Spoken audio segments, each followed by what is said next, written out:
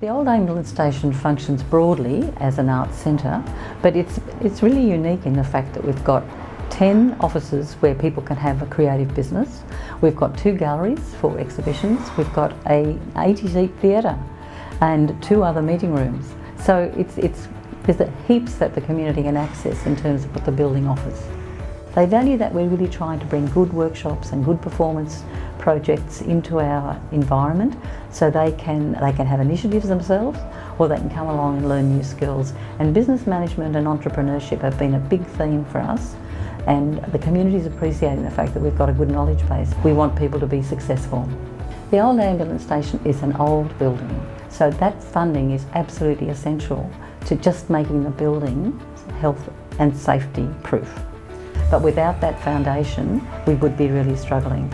And also I've had success with other grant programs, RADF and community grants, and through that we've been able to develop our Makerspace project. We've been able to run a theatre school, we've been able to improve our air conditioning and sort of do those really basic things that keep the door open for the community.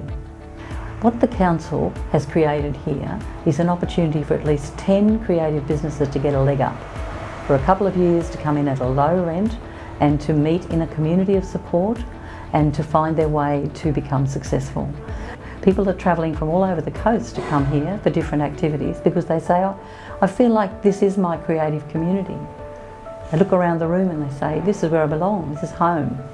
So I guess it is a home for coast creatives.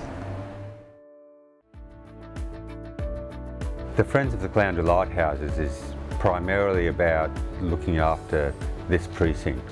We're here to open it up for visitors, actively look after the place and to assist council with advice about the place. Council's really central to our operations. We pick up the Community Partnerships Grant, which funds our basic running costs, but we've also had a number of major grants through council to do various activities, and recently we had a grant to publish The Little Lighthouse, a children's book. It's proved to be a great adjunct to our income and very popular. We currently have a grant to do an update on our conservation management plan, which will look at how the place moves forward over the next decade or so. The age of lighthouses has passed, but it's still an ideal venue and opportunity to spread the word about heritage beyond this place. I basically consider the Palmwoods Hall as my second home. I've followed in my parents' footsteps and I've been heavily involved in the Palmwoods Hall Association. A lot of community groups are also members of the Hall Association. It's a place where people can come, share their skill sets with each other. It's also a place of fellowship.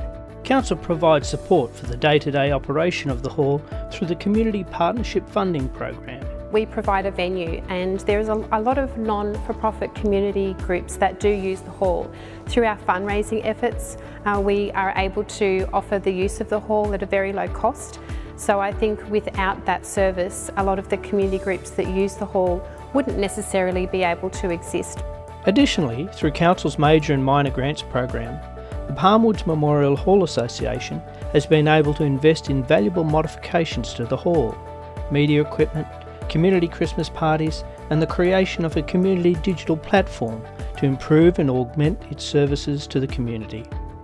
So I think it's vital in helping people to stay in touch. Palmwoods has a large demographic of older people, so I think it's really important for them to stay connected with each other and stay an active part of the community. We're very proud that for such a long time we've been able to maintain that community spirit, which is essential in keeping a small country town alive as a community place to be. We're here for the 17th Annual Seniors Week Amateur Fun Walk. It's an event we've had 17 years straight. It covers all ages of seniors from 50 to 59 up into 90 years of age. We've had 90-year-old walking today. We invite family, friends, puppy dogs, the whole thing. It's a day to get the seniors out in the sun. Well, the day starts off with a registration at the Oaks Oasis, followed by an aerobic warm-up, all gently controlled by a professional. We then leave in individual 8 groups, monitored by the SES, who have water stations. They monitor us, they're our safety officers. After the groups come down, they then come to the lawn here at the Powerboat Club and we have breakfast. It's grown from 2,000, from 30 people, up to 200 or 300 more. A lot of people will leave here, they'll go to volunteering, we'll give information to them, we'll talk about volunteering, assisting other people, and it comes back. Without the grants program, we could never succeed. It would never happen. The old Caloundra Council has been very supportive, and now the Sunshine Coast Council is very supportive. Without that support, it wouldn't happen. Seniors are not a spent force. We advocate that seniors have so much to pass on. We advocate that they're our mentors, they're the people we've grown up with, they're our idols. It's very supportive to the community. Around August of 2012, the Lions Club of Coulomb was approached by a member of the local community, seeking their support for the establishment of a men's shed in Coulomb. We have got a fairly high percentage of older men in the community, and they could see a need there for it and knew it would be a benefit to the community, so they got it going. It was an idea that quickly gained traction. By October, members of the Lions Club and interested local men had met and formed the Coulomb Men Shed. The Men's Shed is an organisation, it's Australia-wide and now worldwide. It's a way of meeting people and helping the community and just getting involved. It gives them something to do and interact with others rather than just sort of staying at home, and that's probably the main benefit. Since then, the Coulomb Men Shed has led a transient existence, occupying 3 different sheds over a few short years.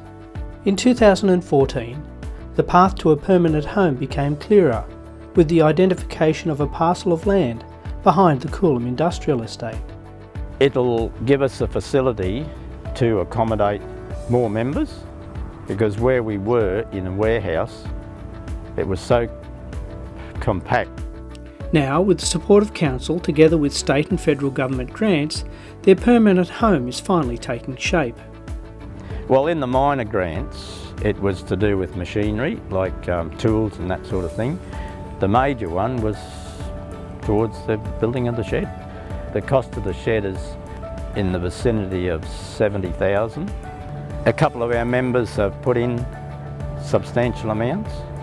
We've recently received $15,000 from the federal government in the Stronger Communities program, which was for infrastructure.